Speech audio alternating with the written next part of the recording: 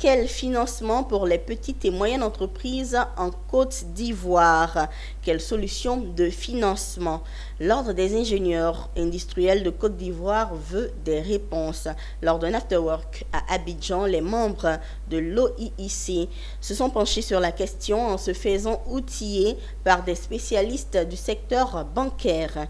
Issa Badini et Setekissi étaient de la partie. Quelle solution de financement pour les PME en Côte d'Ivoire? Dans cette salle, c'est deux panélistes, l'un de la banque et l'autre de la microfinance. Objectif, convaincre les banco-sceptiques que tout est possible à celui qui croit. Alors, l'oiseau ne peut pas se fâcher contre l'arbre parce que l'oiseau a besoin de l'arbre. Et nous aussi, en tant que banque, en tant que banque et institution financière, nous avons besoin des entrepreneurs parce que c'est notre essence. Après, voilà, il y a toujours des petits problèmes de compréhension et justement, ce genre de cadres et de rencontres sont véritablement les bienvenus. Objectif, convaincre. Et après 1h30 d'exposé, les lignes semblent avoir bougé.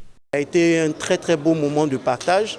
On a posé des questions parce qu'on avait quand même beaucoup de questions sur des échecs que nous avions eus auprès des banques, auprès de certains dossiers. Donc on voulait quand même comprendre quelles étaient les raisons fondamentales, en tout cas, de ces échecs. Et c'est tout là le sens premier de l'action des premiers responsables de l'OIIC.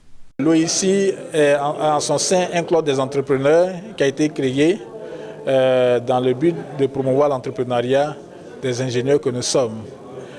Alors, on a fait d'autres éditions parlant des champions nationaux, parlant également de l'accès au marché. Mais une fois qu'on a accès au marché, il faut les financer.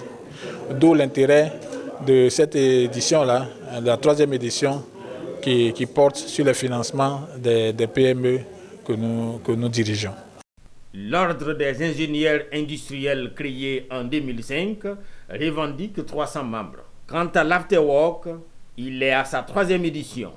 L'avant-dernier portait sur les thèmes l'accès à la commande publique.